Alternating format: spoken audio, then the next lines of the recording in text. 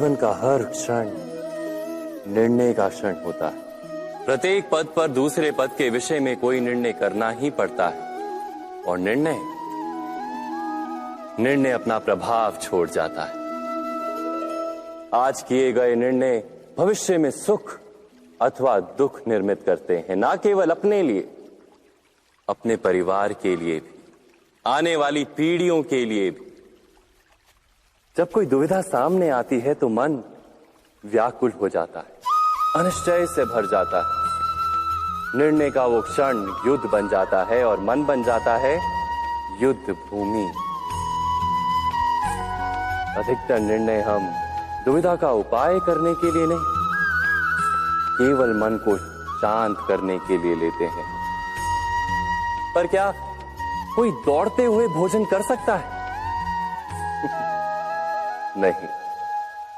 तो क्या युद्ध से जूझता हुआ मन कोई योग्य निर्णय ले पाएगा? वास्तव में शांत मन से जब कोई निर्णय करता है तो अपने लिए सुखद भविष्य बनाता है, किंतु अपने मन को शांत करने के लिए जब कोई निर्णय करता है तो वो व्यक्ति भविष्य में अपने लिए कांटों भरा वृक्ष लगाता है। स्वयं विचार कीजिएगा।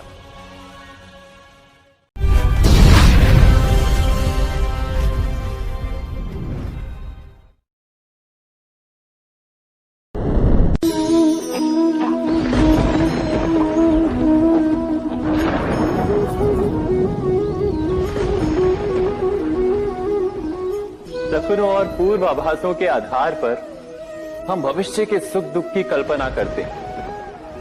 भविष्य के दुख का कारण दूर करने के लिए हम आज योजना बनाते हैं,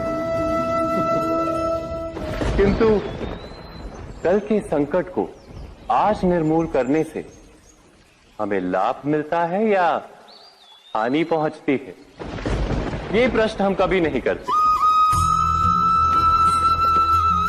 सत्य तो ये है कि संकट और उसका निवारण साथ जनते हैं, व्यक्ति के लिए भी और सृष्टि के लिए भी। नहीं, आप अपने भूतकाल का स्मरण कीजिए, इतिहास को देखिए। आप तुरंत ही ये जान पाएंगे कि जब जब संकट आता है तब तब उसका निवारण करने वाली शक्ति भी जन्म लेती है। यही तो जगत का चलन है। वस्तुतः संकट ही शक्ति के जन्म का कारण है। प्रत्येक व्यक्ति जब संकट से निकलता है तो एक पद आगे बढ़ा होता है, अधिक चमकता है, आत्मविश्वास से अधिक भरा होता है, न केवल अपने लिए अपितु विश्व के लिए भी। क्या ये सत्य नहीं? वास्तव में संकट का जन्म है एक अवसर का जन्म, अपने आप को बदलने का अवसर, अपने विचारों को ऊंचाई पर करने का अवसर, अपनी आत्मा को बलवान और ज्ञान मंडित बनाने का अवसर। जो ये कर पाता है उसे कोई संकट नहीं होता, किंतु जो ये नहीं कर पाता वो तो स्वयं एक संकट है विश्व के लिए। विचार कीजिए।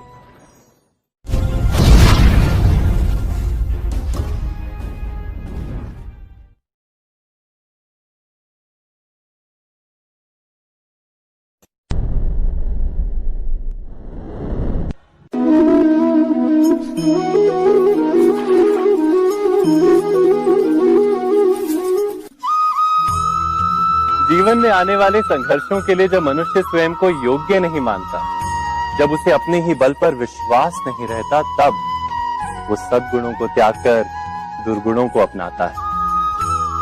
वस्तुतः मनुष्य के जीवन में दुर्जनता जन्म ही तब लेती है जब उसके अंतर में आत्मविश्वास नहीं होता। आत्मविश्वास ही अच्छाई को धारण करता है। ये आत्मविश्वास है क्या?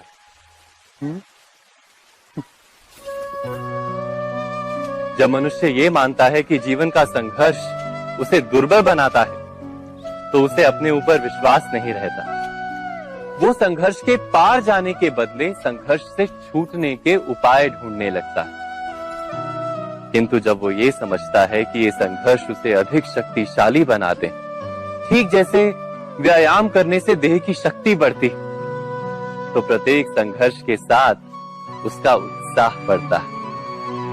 अर्थात आत्मविश्वास और कुछ भी नहीं, मन की स्थिति जीवन को देखने का दृष्टिकोण मात्र है, और जीवन का दृष्टिकोण तो मनुष्य के अपने वश में होता है। स्वयं विचार कीजिए।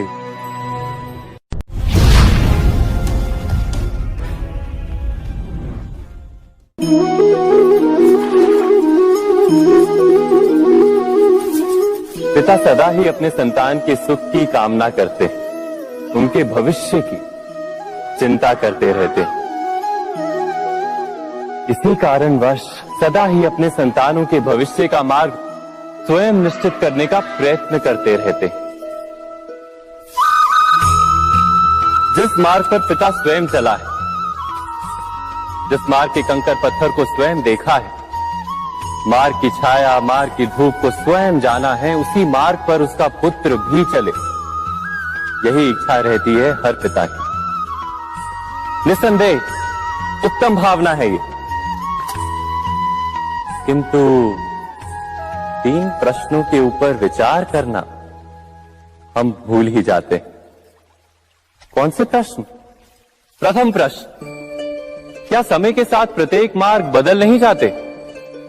क्या समय सदा ही नई चुनौतियों को लेकर नहीं आता? तो फिर बीते हुए समय के अनुभव नई पीढ़ी को किस प्रकार लाभ दे सकते हैं? दूसरा प्रश्न, क्या प्रत्येक संतान अपने माता पिता की छवि होता है? हाँ, संतानों को संस्कार तो अवश्य माता पिता देते हैं, किंतु भीतर की क्षमता तो ईश्वर देते हैं। तो जिस मार्ग पर पिता को सफलता मिली है, विश्वास है कि उसी मार्ग पर उसकी संतानों को भी सफलता और सुख प्राप्त होगा। तीसरा प्रश्न, क्या जीवन के संघर्ष और चुनौतियां लाभकारी नहीं होती? क्या प्रत्येक नया प्रश्न एक नए उत्तर का द्वार नहीं खोलता?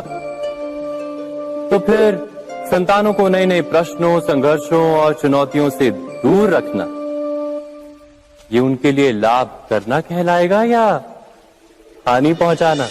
अर्थात जिस प्रकार संतान के भविष्य का निर्माण करने के बदले उसके चरित्र का निर्माण करना श्रेष्ठ है, वैसे संतानों के जीवन का मार्ग निश्चित करने के बदले उन्हें नए संघर्षों के साथ जूझने के लिए मनोबल व ज्ञान देना अधिक लाभदायक नहीं होगा? स्वयं विचार कीजिए।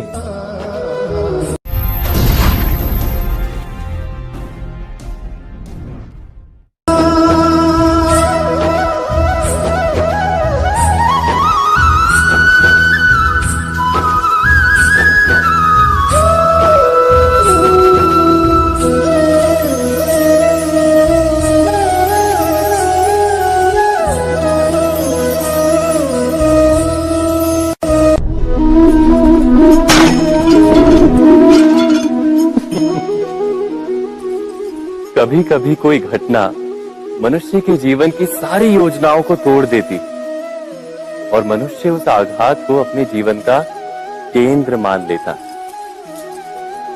पर क्या भविष्य मनुष्य की योजनाओं के आधार पर निर्मित होते हैं? नहीं। जिस प्रकार किसी ऊंचे पर्वत पर सर्वप्रथम चढ़ने वाला उस पर्वत की तलाई में बैठकर जो योजना बनाता है, क्या वही योजना उसे उस पर्वत की चोटी तक पहुंचाती है? नहीं। वास्तव में वो जैसे जैसे ऊपर चढ़ता है, वैसे वैसे उसे नई नई चुनौतियां, नई नई विडंबनाएं, नए नए अवरोध मिलते हैं। प्रत्येक पद पर वो अपने अगले पद का निर्णय करता है। प्रत्येक पद पर उसे अपनी योजनाओं को बदलना पड़ता है। कहीं पुरानी योजना उसे खाई में ना ढकेल दे। वो पर्वत को अपने योग्य नहीं बना पाता, केवल स्वयं को पर्वत के योग्य बना सकता है। क्या जीवन के साथ भी ऐसा ही नहीं? जब मनुष्य जीवन में किसी एक चुनौती को, एक अवरोध को अपने जीवन का केंद्र मान लेता है, अपने जीवन की गति को ही रोक देता है, तो वो अपने जीवन में सफल नहीं बन पाता और ना ही सुख और शांति प्राप्त कर पाता। अर्थात जीवन को अपने योग्य बनाने के बदले स्वयं अपने को जीवन के योग्य बनाना ही सफलता और सुख का एकमात्र मार्ग नहीं।